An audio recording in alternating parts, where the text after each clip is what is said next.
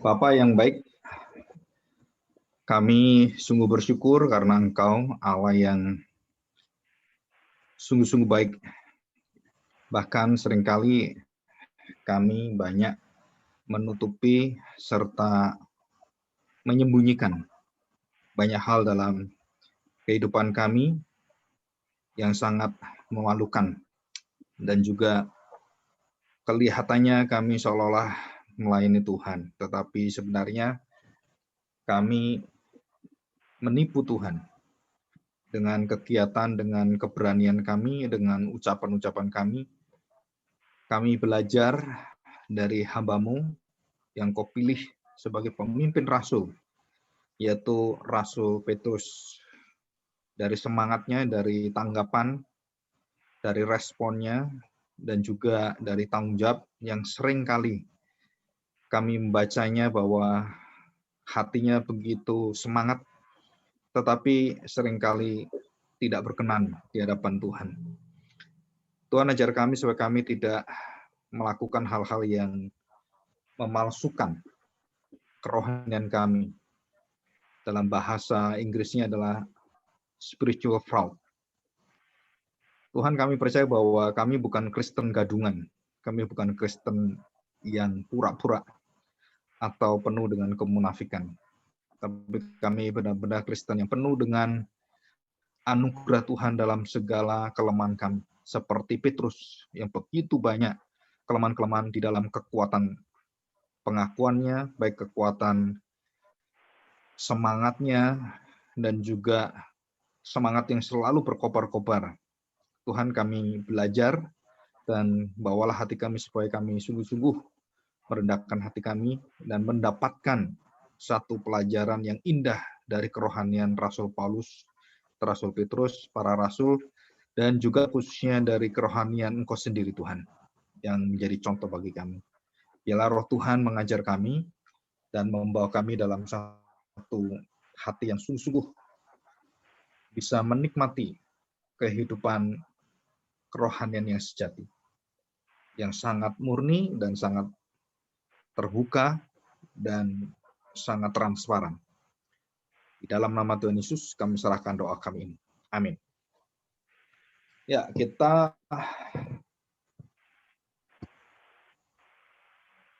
hari ini belajar ya dari ini ya, spiritual fraud. Nah, ini baru saya pelajari beberapa minggu ini ya. Atau artinya itu rohani yang gadungan. Ya, boleh dikatakan kita kecilik. Kecilik itu apa ya bahasa sehari-hari itu sebenarnya, kecilik rohani. Atau secara bahasa Indonesianya itu kecewa. Ya, boleh katakan kecewa. Dan secara jelasnya penipuan rohani dari diri sendiri. Ya, dan kita akan pelajari dari ayat-ayat yang ada, yaitu Lukas pasal 22, Yohanes 21, Matius, dan juga kitab-kitab yang lain. Ya, kita akan belajar. Saya akan membacakan terlebih dulu Lukas pasal yang ke-22 ya. Lukas pasal 22 ayat yang ke-32. Demikian bunyi firman Tuhan. Perhatikan baik-baik ayat 31 dan 32. Ini kalimat dari Tuhan Yesus ya. Jadi kalimatnya apa? Kalimatnya adalah demikian. Lukas 22 ayat 31. Simon, Simon, lihat, iblis telah menuntut untuk menampi kamu. Jadi menuntut itu artinya meminta hak supaya menguji, mencobai Simon Petrus. Saya ulang ya, Simon, Simon, lihat, iblis telah menuntut untuk menampi kamu seperti gandum. Jelas ya. Jadi iblis pun tahu kalau Simon itu bukan gabah, bukan ilalang, tapi gandum.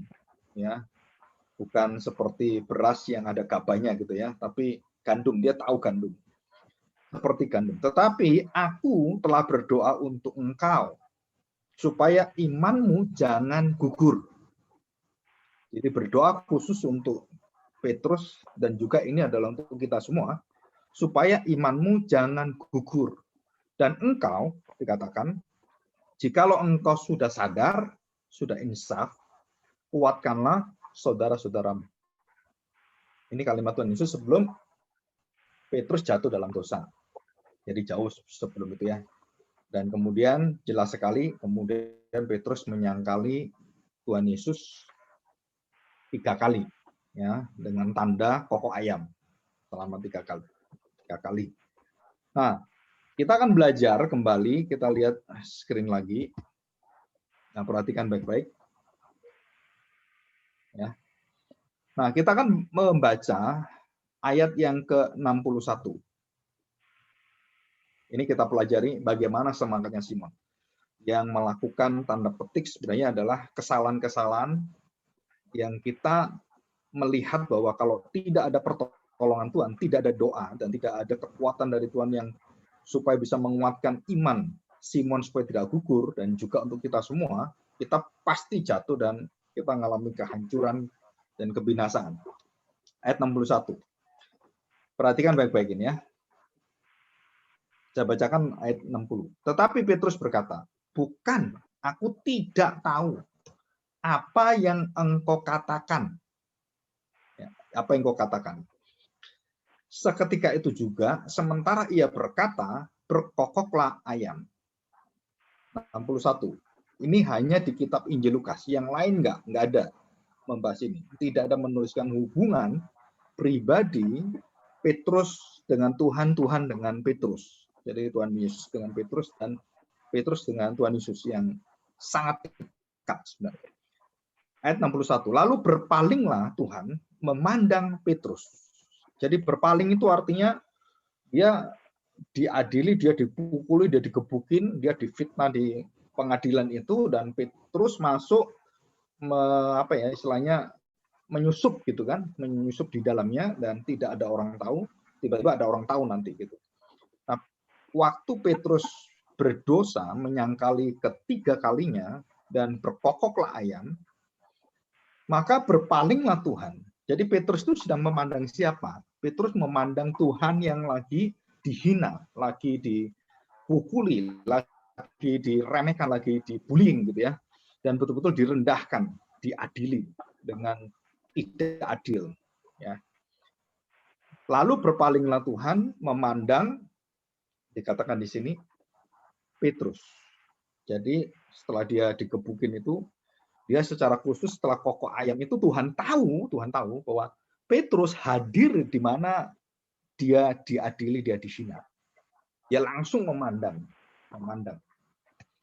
Dan bagaimana reaksi dari Petrus setelah dipandang oleh Tuhan Yesus? Jadi terjadi satu pandang memandang. Jadi setelah ayam berkokok itu bukan kokok ayam yang menobatkan Petrus, tetapi itu menyadarkan ya anugerah umum. Ya, begitu banyak hal di sekeliling kita itu menyadarkan kita. Tetapi pertemuan kita, pertobatan kita itu adalah terjadi di dalam kasih dan belas kasihan kesabaran Tuhan. Dan dikatakan di sini,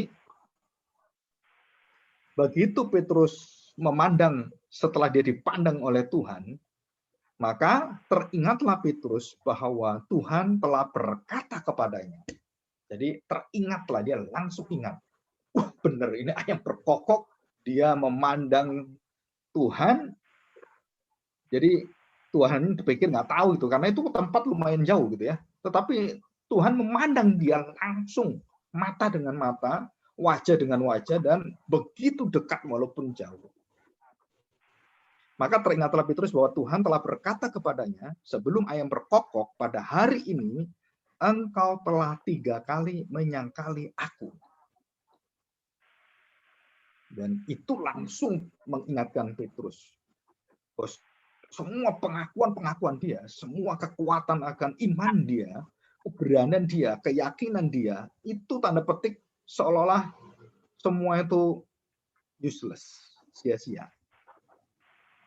Apa gunanya kamu semangat seperti itu kalau kamu tidak menerima dan tidak mengakui apa yang kamu lakukan adalah kamu berdosa, kamu menyangkali aku.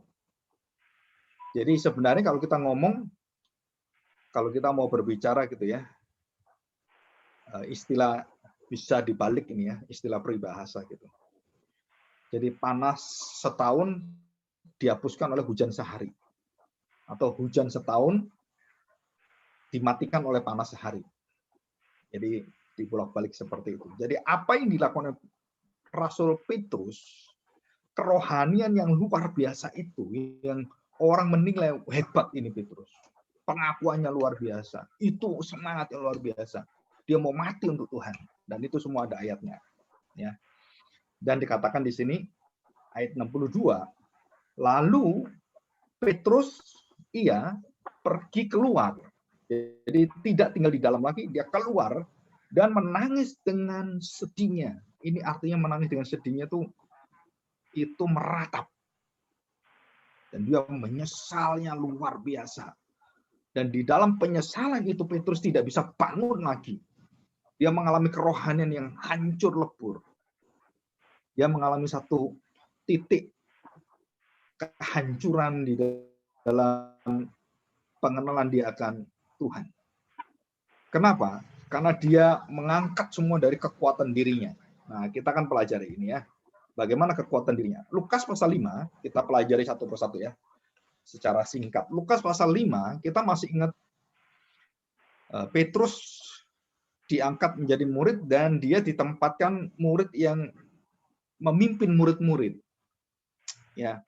Bagaimana reaksi dia dituliskan dalam Lukas pasal 5 ayat 1 sampai 11. Dia meninggalkan jalannya secara langsung. Lukas pasal 5 kita lihat ya ayat yang ke-11, pasal 5 ayat ke-11 saya bacakan ya. Demikian. Dan sudah mereka menghela perahu-perahunya ke darat, mereka pun meninggalkan segala sesuatu lalu mengikut Yesus. Jadi Petrus juga sama. Jadi dia meninggalkan semuanya. Dan ayat 8, ketika Simon Petrus melihat hal itu, ia pun tersungkur di depan Yesus dan berkata, Tuhan, pergilah daripadaku, karena aku ini seorang berdosa. Luar biasa ya, jadi orang berdosa ditutup dengan penyesalan yang penuh dengan dosa. Jadi waktu dia ketemu Tuhan Yesus itu, dia dijadikan penjala manusia, dia mengakui dirinya adalah orang yang berdosa, karena dia meremehkan Tuhan. Dia diperintah untuk menjala ikan, dan dia akan dijadikan penjala manusia. Dan dia melihat tidak mungkin lagi. Nah, dia di situ melihat bahwa dia mengalami satu pertemuan antara orang berdosa dengan Allah yang Maha Kudus. Dan termasuk pada pertemuan yang terakhir Tuhan Yesus sebelum disalibkan. Ya, sebelum disalibkan. Itu juga sama. Dia alami itu. Cuman dia menyangkali apa yang dia akui itu pada awalnya. Dia melihat dirinya orang berdosa dan dirinya menyesal karena dia menyangkali dan dia menangis luar biasa dan dia di dalam ratapan yang sangat besar, ya, ratapan yang sangat dalam. Jadi ini pengakuan. Jadi spontanitas Petrus itu memang murid-muridnya nggak memiliki seperti dia. Jadi dia spontan man, ya spontan man gitu.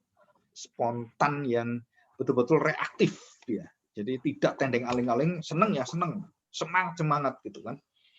Nah, yang kedua, Matius pasal 14, kita lihat ya. Matius pasal 14 ayat 28. Ayat 28. Lalu Petrus berseru dan menjawab dia. Perhatikan ini ya.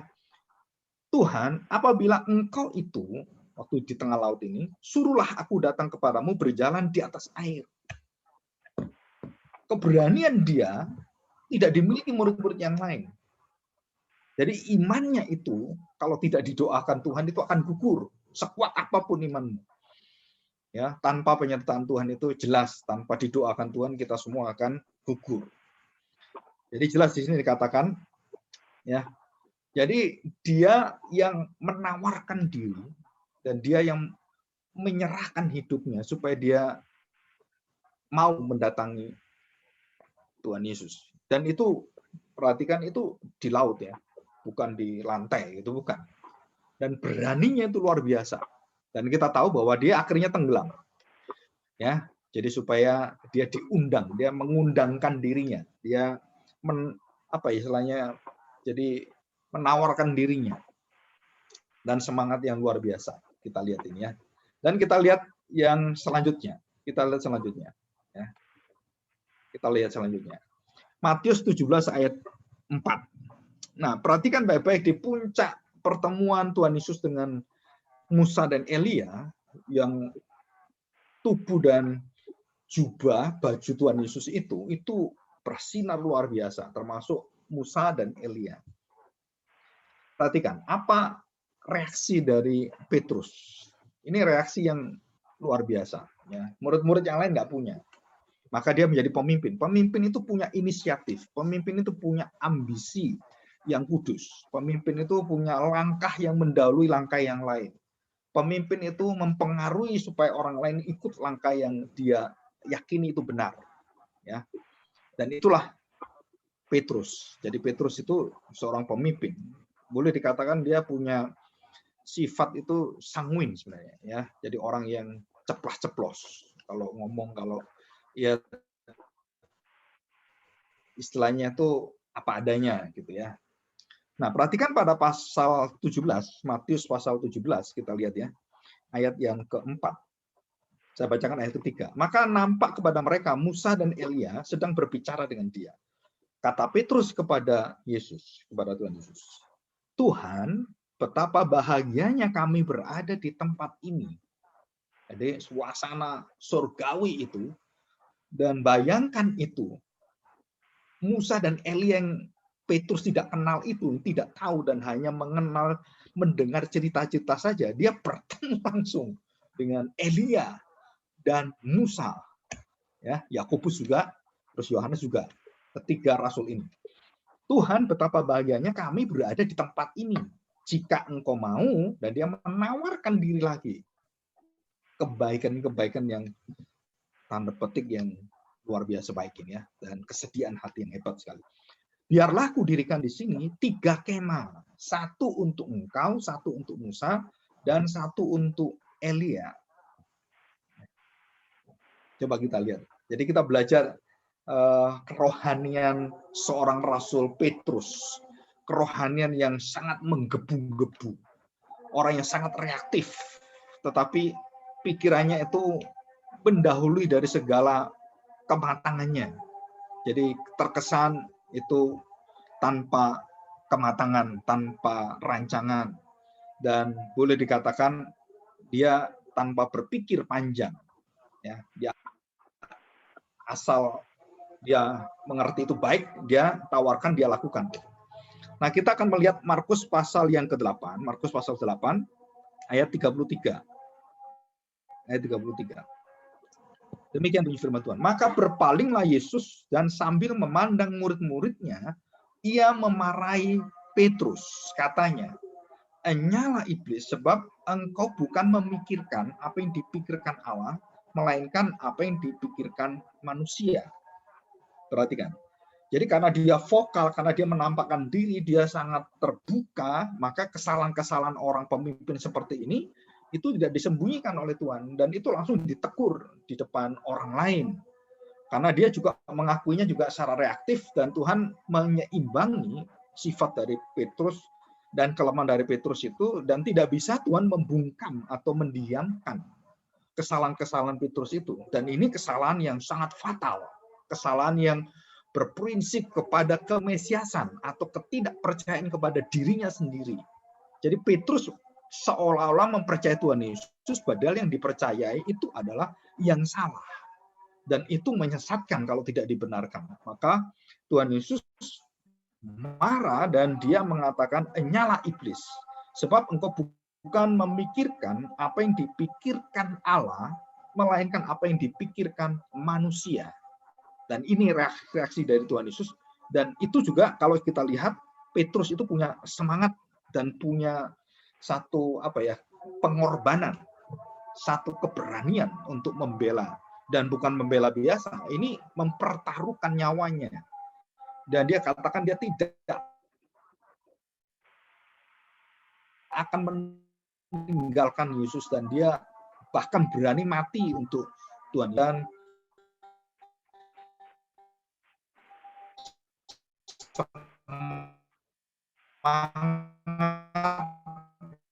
dari Tuhan, tetapi dia akan diubahkan, dia akan dikuduskan, semangat-semangatnya harus dikuduskan. Para mengubah keberanian Rasul Paulus di tempat yang benar, ya. Khotbah pada Kisah Para Rasul pasal 2. Nah, itu juga merubah apa yang dulu dia salah, itu akhirnya dirubah gitu ya. Nah, kita akan melihat kembali Yohanes 18 ayat 10. Ya, bagaimana sikap daripada Petrus ini? Yohanes pasal 18 ayat yang ke-10. Demikian. Lalu Simon Petrus yang membawa pedang, tidak dikatakan murid-muridnya bawa pedang, dia bawa pedang, menghunus pedang itu dan menentakkannya kepada hamba imam besar dan memutuskan telinga kanannya. Nama hamba itu Malkus. Nama hamba itu Malkus. 11, kata Yesus kepada Petrus, sarungkan pedangmu itu. Bukankah aku harus minum cawan yang diberikan Bapa kepadaku? Dan ini yang ditolak. Ini yang tidak diterima oleh Petrus. Coba kita lihat ya. Jadi sampai dia itu berani berperang, berani mengambil tindakan, dan dia mengambil pedang yang dia sudah siapkan, karena dia akan melindungi Tuhan Yesus. Dan walaupun dia sudah dikatakan nyala iblis, dia tetap mau bela Tuhan, karena dia sudah belain gitu kan. Dan walaupun nyala iblis, dia tetap aja masih pedang mau belain Tuhan. Dan betul, dia potong itu telinga kanan Malkus, pengawal itu. Ya. Nah, kita akan lihat selanjutnya. Kita lihat selanjutnya ya. Matius 26 ayat 33. Perhatikan baik-baik. Di situ ada perkataan sumpah dari Petrus yang akan membela, yang akan melindungi, yang akan menjagai, dan akan menjadi bentengnya Tuhan Yesus. Dan nyawanya, tubuhnya, hidupnya, itu dipertaruhkan.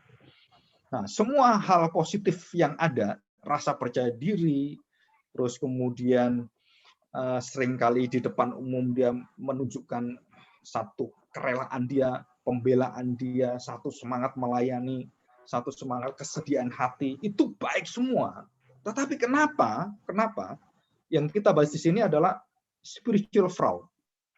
Itu menjadi fraud, menjadi gadungan, menjadi kepalsuan, dan menjadi penipuan rohani. Kenapa? Karena akhirnya dia jatuh dan dia tidak mengakui, atau boleh dikatakan semua perbuatan dia, tindakan, reaksi dia, terus kemudian iman dia semua itu begitu dia menyangkali Tuhan Yesus, itu gugur semua. Gugur semua. Saya ingin tanya, siapa sih orang bisa menyembah Tuhan dengan layak dan benar? Kita tiap hari, saya percaya, nggak mungkin kita nggak malas. Kita tiap hari tidak mungkin kita tidak merasakan kekhawatiran. Kita tiap hari tidak mungkin kita tidak kecewa dengan orang. Walaupun Tuhan mengatakan, jangan kamu kecewa, jangan kamu khawatir. Nah, saya tanya sekarang, siapa yang bisa hidup yang seperti Tuhan harapkan dengan sempurna? Coba perhatikan. Kalau Petrus dipilih oleh Tuhan, bukan dipilih karena dia bisa sempurna ikut Tuhan, ikut dirinya, tetapi bagaimana dirinya itu membentuk Petrus. Jadi nilai terpenting di sini adalah bukan kemampuan Petrus yang mengakui yang salah itu, yang tergesa-gesa, yang tanpa berpikir panjang, ngawur-ngawur juga, nekat-nekat juga gitu kan.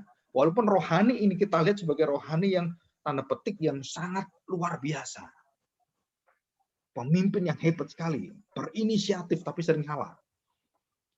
Nah, kita lihat seringkali kita juga sama, kita seringkali itu dua kutub. Jadi kutub ekstrim semangat, kutub malasnya minta ampun. Contohnya begini, jadi kalau kita sudah semangat ketemu Tuhan, kita semangat pelayanan itu menggebu-gebu, dan semua pokoknya apapun pelayanan, dia mau. Gitu. Tapi begitu ada masalah dalam hidupnya, ada kesulitan, itu mundur, akhirnya nggak ngapa-ngapain. Jadi, loh, kamu dulu, mana kasihmu kepada Tuhan? Mana loyalitas kamu kepada Tuhan?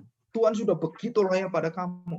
Wah, ada kekecewaan luar biasa dan banyak hal. Dan saya percaya, saudara, di dalam keberdosaan kita dan juga banyak hal masalah ekonomi, masalah keluarga, apalagi masalah-masalah berat seperti perceraian, kebangkrutan total, terus kemudian sakit penyakit, kematian, dan banyak hal. Itu bisa membawa kita dalam titik yang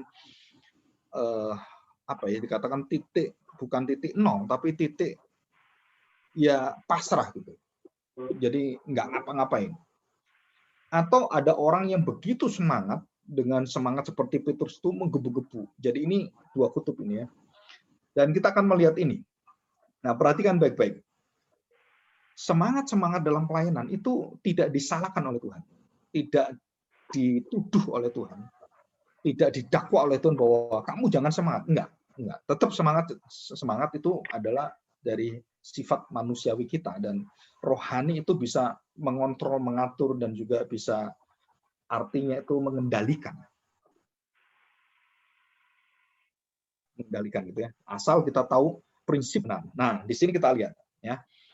Perhatikan baik-baik. Kasih Petrus kepada Tuhan tidak seperti yang diharapkan Tuhan. Jadi semangatnya dia, kerajinan dia itu luar biasa, tetapi tidak diharapkan Tuhan. Dan seringkali dia tuh semangat carpe diem, semaunya dia. Dia mikir apa, dia kejar langsung. Nah, ini yang kita harus tahu. Jadi landasan kebenaran, landasan hati Allah, landasan sifat-sifat Allah, landasan kita harus berpikir untuk matang merenungkan itu, dan kemudian kita meminta untuk kekuatan Tuhan untuk memimpin kita supaya kita tidak jatuh dalam dosa-dosa yang dilakukan oleh Petrus, menyangkali dia, kemudian berdiam diri meninggalkan Tuhan, dan dia melepaskan seluruh pekerjaan di dalam Tuhan, dan dia kembali menjadi nelayan. Dan Tuhan Yesus itu sangat indah sekali. Ya. Jadi Petrus ini jatuh dalam kepalsuan rohani, ke dalam kegagalan rohani, atau dalam penipuan rohani terhadap dirinya sendiri. Pengakuan-pengakuan yang indah itu akhirnya digugurkan oleh penyangkalan dia kepada Tuhan Yesus. Maka dia menyesal luar biasa, dan dia tahu apa yang semua dia katakan itu otomatis menyangkal Tuhan semua. Dan ditutup dengan kalimat itu, penyangkalan. Ya, oke. Nah, dari sini kita akan belajar bagaimana sikap Tuhan Yesus kepada Petrus. Jadi Petrus ini jatuh di dalam tempat yang umum, terbuka, dan bagaimana Tuhan Yesus itu mengangkat dia, bagaimana Tuhan Yesus itu memurnikan dia, memulihkan dia. Nah, cara ini yang kita harus pelajari. Dan cara ini cara yang paling indah yang ada di dalam Alkitab, yang ada di dalam seluruh cara manusia. Dan ini adalah cara Allah yang ditunjukkan di dalam Yesus. Bagaimana Allah mengasihi bangsa Israel, bagaimana Allah mengasihi orang berdosa. Nah, perhatikan. Jadi dosa-dosa yang berkaitan dengan kemarahan Tuhan dan dididik, terus didisiplin, dan dikatai oleh Tuhan, nyala engkau, itu berjalan. Ya, berjalan.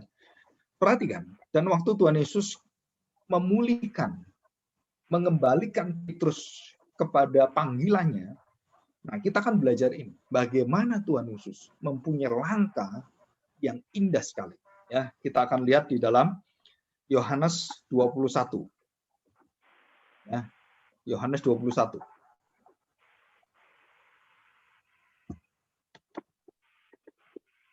Ya, kita lihat pemulihan di dalam Kristus ya.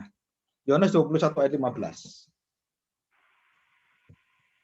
Yohanes 21 ayat yang ke-15. Ya, ini temanya adalah gembalakanlah domba-dombaku.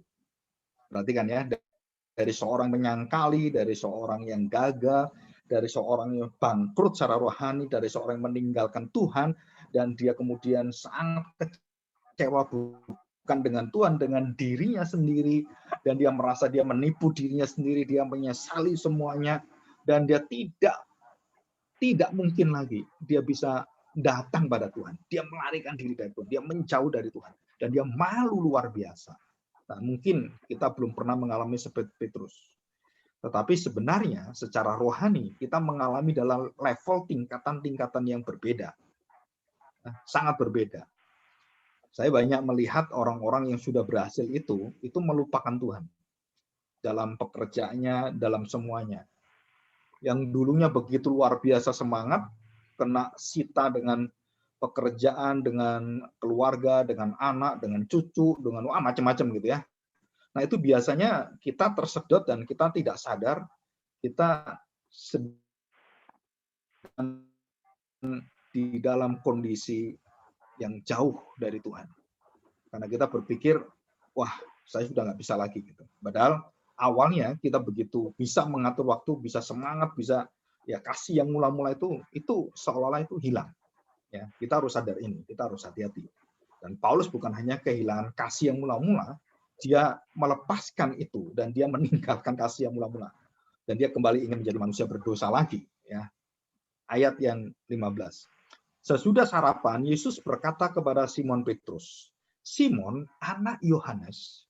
Dan ini dijelaskan, Simon, anak Yohanes. Artinya, ada satu kedekatan dan pengenalan Tuhan akan Simon dari seluruh apa yang sudah dia kenal dari orang tuanya, dari semua yang tidak pernah Simon Petrus pernah kenal Tuhan seperti itu. Dan Tuhan mengenal kita, itu jauh daripada Tuhan mengenal cuma di depan kita. Enggak, Tuhan mengenal seluruh keturunan kita dan dari mana kita asalnya itu tahu semuanya. Apakah engkau mengasihi aku lebih daripada mereka ini? Ya, perhatikan. Lebih dari mereka ini. Jadi Simon itu reaksinya melebihi cepat dari orang lain. Lebih berani dari orang lain. Lebih dari segalanya. Lebih cepat. Lebih berani. Dan lebih berkorban. Dan lebih mempertaruhkan diri. Dan lebih-lebih yang lain. Dan Tuhan katakan itu. Apa dia katakan? Apakah engkau mengasihi aku lebih dari mereka ini? Ya. Jawab Petrus kepadanya, benar Tuhan. Engkau tahu bahwa aku mengasihi engkau. Kata Yesus kepadanya, gembalakanlah domba-domba. Perhatikan. Jadi semangat yang salah tadi itu dikembalikan oleh Tuhan untuk apa? Bukan untuk dirimu, tapi kamu gunakan itu untuk kepentingan akan kerajaan itu surga, kepentingan untuk membangun orang, bukan untuk dirimu, untuk membangun egois dirimu, nama baikmu dan bukan, tapi untuk menggembalakan murid-murid, teman-teman, dan rasul-rasul yang lain. Nah, kita belajar begini, kepalsuan rohani itu kalau tidak mendapatkan pengubahan atau pemulihan dan dimurnikan oleh Tuhan, itu menjadi satu kematian dan satu yang membuat orang itu tidak bisa bangun lagi. Dan selama-lamanya itu akan menuju pada kebinasaan. Tetapi ya, yang tidak bisa berubah itu. Petrus itu berubah. Kenapa? Karena dari awal kita lihat, dia sudah didoakan, sudah disertai, dan sudah dipertaruhkan dengan nama Tuhan. Demi aku yang hidup, aku memilih engkau. Aku menjadikan engkau rasul demi aku yang hidup. Aku akan mengurapi engkau, aku akan menyertai engkau. Dan itu demi aku yang hidup, demi Tuhan. Bukan demi Rasul Petrus, bukan. Tapi demi Tuhan sendiri. Nah, ini merupakan satu kekuatan yang luar biasa. Dan jelas sekali Tuhan mengubahkan dari orang yang sudah kehilangan harga diri, malu, kecewa luar biasa, itu dibangkitkan dan dia mengalami satu kematian rohani yang palsu. Ini. Jadi Tuhan ingin supaya kita, termasuk dengan pengalaman dan teladan dari Rasul Petrus dan juga Rasul Paulus juga mengalami hal sama, supaya kita bisa bangkit dari kepalsuan semuanya dan kita tinggalkan semuanya dan kita kembalikan. Kita mau mencintai Tuhan lebih lagi. Kita mau menginventariskan waktu kita. Kita mau menginventariskan tenaga kita, skill kita. Bukan hanya untuk dunia, bukan hanya untuk umum. Semua adalah untuk Tuhan. Tetapi kadang-kadang kita harus tahu bahwa ada pengkhususan karena kita dipanggil. Apakah kita dipanggil seperti saya sebagai pendeta? Jadi saya harus melebihi daripada orang-orang yang biasa karena saya pendeta. Rasul Petrus juga sama, harus melebihi orang-orang lain. Kenapa? Karena dia dipilih Tuhan dan Dia disertai, dia diperlengkapi. Walaupun kejatuhannya itu banyak kegagalan. Sama. Dan Tuhan tidak menghapus kegagalan itu. Tetapi kegagalan itu menjadi satu kekuatan pengalaman dan batu loncatan untuk membangun Petrus yang baru, the new Peter. Membangun kehidupan iman yang baru, iman yang gugur itu dibangkitkan Tuhan dan diubahkan menjadi iman yang segar kembali. Iman yang muncul kembali dan iman yang murni. Nah, itu yang Tuhan inginkan dan dikatakan gembalakan domba-dombaku, ya. Jadi perhatikan baik-baik. Yang pertama, langkah pertama. Tuhan tidak meninggalkan dan membiarkan Petrus di dalam kehancurannya. Dan dia mengambil Petrus, mendatangi Petrus secara pribadi. Ini loh. Saya berulang-ulang kepada rekan-rekan yang pendeta dan semuanya, saya beritahukan. Jadi kalau ada orang yang bermasalah, apalagi dia seorang hamba Tuhan, penginjil atau pendeta, gitu, itu harus digembalakan seperti Tuhan Yesus. Pribadi, lepas pribadi. Dengan pribadi orang yang dia percaya sebagai orang yang dia hormati, gembalanya. Tetapi kenyataannya banyak gereja itu ngawur semua luar biasa. Dan bukan hanya ngawur, sangat berdosa dan sembarangan. Membuang banyak hamba Tuhan, banyak pengerja, diakon dipecatin gitu ya. Baik dari pendeta pecatin diakon maupun diakon atau penatua pecatin pendeta. Dan itu tidak ada nafas yang seperti kita lihat hari ini. Bagaimana Allah menolong orang berdosa. Bagaimana Allah menolong perempuan Samaria itu. Bagaimana dia mendekatinya. Bagaimana Allah menolong perempuan yang kedapatan berzina. Yang kerasukan setan. Bagaimana Allah melihat pelacur-pelacur itu. Bagaimana Allah melihat perampok-perampok itu. Penjahat-penjahat itu. Dan kita harus tahu.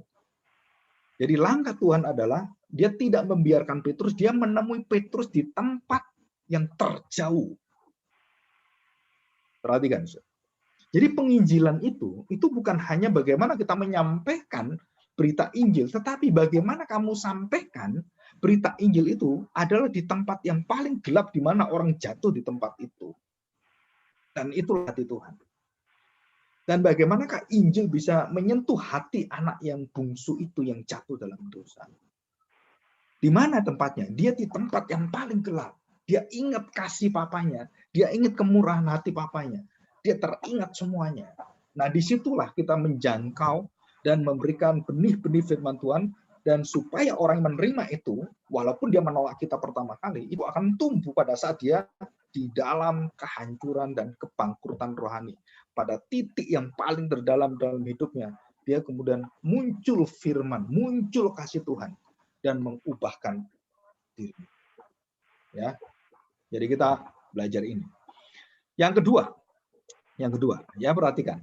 Jadi Kristus Yesus Tuhan tidak terkejut terheran karena kejatuhan Petrus. Kenapa? Karena dari awal dia memilih bagaimana dia akan memelihara Petrus, bagaimana dia menjaga Petrus. Dia tahu semua, termasuk diri kita, termasuk kelemahan kita, termasuk ketidakmampuan kita, kelelahan kita, keletihan kita secara rohani, secara fisik, dan mungkin juga termasuk di dalamnya keengganan, kemalasan, dan kendablekan kita. Itu sama. Jadi Kristus tidak terkejut. Kenapa? Karena dia tahu siapa kita. Jadi yang satu ya, meskipun Tuhan Yesus tidak hadir, bagaimana Petrus itu menyangkalinya, tetapi saudara harus tahu, setiap kata-kata sudah diberitahukan oleh Tuhan Yesus 3 kali. Dan tidak bisa menolak itu. Yang kedua, saudara perhatikan, Tuhan Yesus mengharapkan murid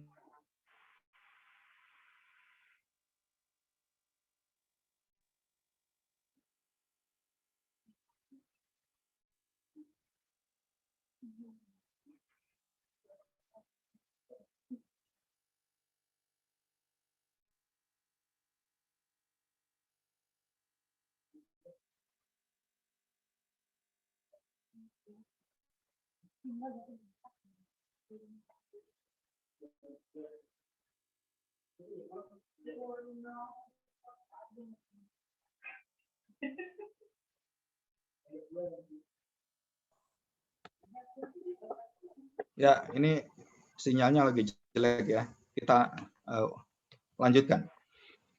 Jadi kita melihat ini ya.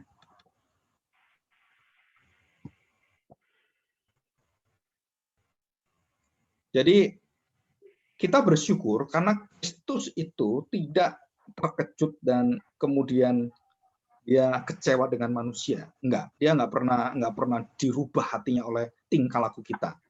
Jadi waktu dia melihat kelemahan-kelemahan kita, contohnya adalah bagaimana Petrus jatuh dalam dosa dan dia jelas sekali jatuhnya sudah diprediksi dan sudah diingatkan bagaimana jatuhnya 3 kali, dan termasuk kita. Coba kita ingat, kita kecintaan kita kepada Tuhan dalam doa kita, dalam pembacaan Alkitab, dan kemudian dan banyak hal ya kita lakukan melayani Tuhan dan semuanya. Dan kita terlihat satu keengganan, satu kemalasan yang ada dalam diri kita. Dan kita harus tahu. Dan Tuhan tidak menutup mata. Tuhan tahu betul bahwa kita bisa seperti itu. Tapi Tuhan punya satu kekuatan untuk mengubah itu. Dengan apa? Yaitu dengan kasih-Nya, dengan janjinya, dengan kesetiaannya, ya di situ. Oke, kita lanjutkan yang ketiga. Yang ketiga ya, perhatikan baik-baik. Prinsip yang ketiga adalah Tuhan itu memilih orang-orang yang seperti orang-orang yang bisa remuk hatinya, orang-orang yang bisa menepuk dadanya, orang yang bisa menyediakan kembali hidupnya, dan Tuhan dipakai oleh Tuhan melebihi daripada kapasitas yang dia alami. Jadi melebihi dari kapasitas yang dia alami. Ya. Coba kita lihat ini.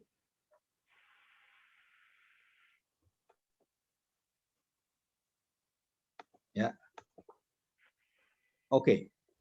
Perhatikan baik-baik. Jadi pemulihan yang dilakukan oleh Tuhan Yesus, jadi yang pertama itu adalah Tuhan Yesus tahu betul bahwa dia tidak meninggalkan. Dia menyediakan hidupnya, menyediakan hatinya, dia menyediakan segala-galanya dari A sampai Z, Alfa sampai Omega. Dia memelihara, dia menyertai. Yang kedua, itu dia mengubahkan di tempat di mana kita paling jauh dari Tuhan. Dia mendatangi kita. Jadi Tuhan Yesus mendatangi kita, dia kemudian mendatangi rasul-rasul yang waktu di pantai itu, dan dia menjamu mereka, dia kemudian menguatkan mereka semua, dan dipimpin oleh orang yang gagal dari segala rasul-rasul. Jadi rasul-rasul yang paling gagal, yang paling boleh dikatakan yang paling tidak berhasil, yang tidak sukses, yang menyangkali Tuhan dan semuanya, itu adalah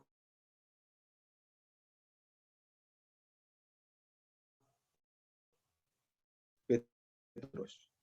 Selain Yudas yang seperti diangkat oleh Tuhan, ini menjadi pemimpin yang berada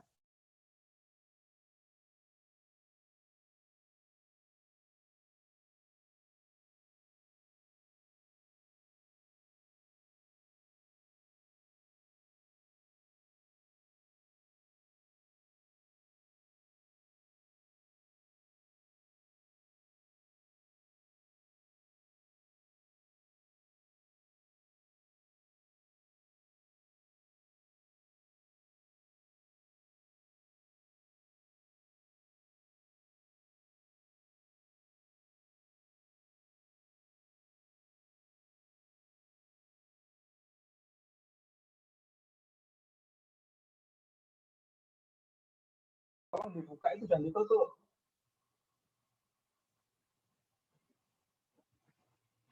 Oke ya, kita lanjutkan sedikit lagi. Ya. Ya, saya akan share screen yang terakhir. Ini. Jadi Kristus menggunakan yang lemah untuk menjadi orang yang paling depan, paling kuat, dan yang bisa membantu orang-orang pernah gagal seperti dia. Jadi kegagalan dia itu menjadi satu kekuatan pengajaran supaya dia pernah mengalaminya dan orang yang gagal dia tahu bagaimana untuk mengangkatnya. Seperti Tuhan mengangkat dia, maka kita juga mengangkat orang-orang yang akan diterima oleh Tuhan. Dan ini sulit sekali karena kita orangnya egois, ya. Jadi coba kita perhatikan kalimat Tuhan Yesus, apakah engkau mencintai aku? Yang pertama. Yang kedua, melebihi dari mereka. Jadi kita lihat posisi Petrus yang pertama adalah kasihnya itu harus benar. Yang kedua, dan kasih yang benar itu adalah kasih yang melebihi dari semua orang-orang itu. Karena dia menjadi pemimpin. Kamu tidak bisa lagi di dalam kegagalan seperti itu. Kamu harus diubahkan dan kamu bisa memimpin dengan satu kondisi yang di atas orang-orang yang tidak bisa gagal lagi. Dalam arti apa? Petrus adalah orang yang tidak mungkin gagal di tempat yang sama, menyangkali Tuhan lagi, kemudian melarikan diri. Enggak mungkin lagi. Maka Tuhan katakan bahwa kamu akan mati dan kamu akan menjulurkan tanganmu dan kamu akan mati seperti kamu menyediakan hatimu. Jadi Petrus itu akan mati menyediakan hatinya terbalik. Jadi dia disalib terbalik. Jadi dia tidak mau disalib seperti Tuhan karena dia tidak layak. Jadi dia disalib terbalik, kakinya di atas, dipaku, tangannya di bawah. Dan itu Petrus. Dan dia menunjukkan kerendahan hatinya sampai dia matinya pun caranya dia sangat rendah hati. Dan ini adalah kekuatan yang lemah menjadi yang terkuat. Jadi tidak ada bagi Tuhan yang mustahil. Dan ini adalah kekuatan Allah yang memberikan kepada kita jaminan. Jadi di dalam segala kelemahan dan kegelapan, di dalam dosamu kamu akan dibentuk oleh Tuhan di tempat itu, kamu akan didatangi Tuhan, kamu akan diangkat, dipulihkan dan dihiburkan, dikuatkan, disertai Tuhan, ditopang oleh Tuhan, dibalut oleh Tuhan, dipanggul oleh Tuhan, dan kamu menjadi anak domba yang dicintai Tuhan. Dan setelah kamu sembuh, kamu diberitahu, kamu harus mempunyai kaki seperti kaki rusa. Dalam Yesaya 40. Yang berlari tiada lelah, berjalan tiada lesu, dan kamu akan terus-terus menantikan Tuhan selama-lamanya. Dan kekuatan itu akan terus mengalir dan tidak ada yang menghentikan kita. Ya, dan kita bersyukur jika Tuhan bisa memakai kita dalam segala kelemahan kita. Kita mohon pertolongan Tuhan sekali lagi. Jadi lihatlah segala kehidupan itu adalah ada penyertaan Tuhan. Ada pendampingan dari Tuhan, ada kesediaan hati Tuhan, ada kewaspadaan, ada kehangatan dari Tuhan, ada kecintaan kasih dari Tuhan yang terus mengiring kita, bahkan sampai rambut kita jatuh pun Tuhan sudah perhitungan semuanya. Jadi jangan kamu khawatir, jangan kamu kecewa, jangan kamu meninggalkan Tuhan seperti Petrus dalam penyesalannya. Waktu dia ditanya, apakah engkau mengasihi aku? Ya, aku mengasihi engkau. Dan kita juga sama. Ya Tuhan, engkau tahu aku mengasihi engkau. Dan engkau tahu di dalam segala kelemahan saya, kelemahanku, engkau akan memulihkan hidup saya. Dan kita berdoa bersama-sama, kita mohon pertolongan Tuhan, supaya kita dipakai seperti Rasul Paulus dan seluruh prinsip hidup yang Tuhan berikan. Jika kita pernah ditolong, maka kita akan menolong orang lain. Dan perhatikan, pribadi lepas pribadi, muka lepas muka. Dan kita bertemu dengan orang kita tolong itu, bukan dipamerkan dosanya, bukan diumbar dosanya, tetapi diubahkan secara pribadi lepas pribadi. Dan itulah yang menyukakan hati Tuhan. 2-3 orang berkumpul, engkau berdoa, dan dengan 2 saksi mata, dan engkau akan dikuatkan, diubahkan Tuhan. Mari kita berdoa. Tuhan, kami bersyukur karena Rasul Petrus bisa engkau pakai dengan indah, walaupun begitu banyak kelemahan-kelemahan, kegagalannya, dan bahkan dosa-dosanya yang sangat menyakitkan hatimu Tuhan. Dan berkali-kali engkau tegur Rasul Petrus, tetapi Engkau tidak membiarkan dia tergeletak dan jatuh dan tidak bisa bangun lagi. Tetapi Engkau memulihkannya, Engkau mencintainya. Dan di saat seperti itulah Engkau mengejar kami di dalam kelemahan kegelapan hidup kami. Engkau mencari kami dengan terang-Mu, dan kami akhirnya melihat bahwa kesetiaan Tuhan itu tiada ujungnya dan selama-lamanya. Tapi kesetiaan kami sangat terbatas. Terima kasih Tuhan untuk jaminan-Mu. Kami serahkan hati kami serahkan juga seluruh daripada apa yang kami doakan hari ini. Tuhan pakai setiap doa-doa kami, supaya kami semakin rendah hati di hadapan-Mu. Di dalam nama Tuhan Yesus, kami serahkan doa kami. Amin.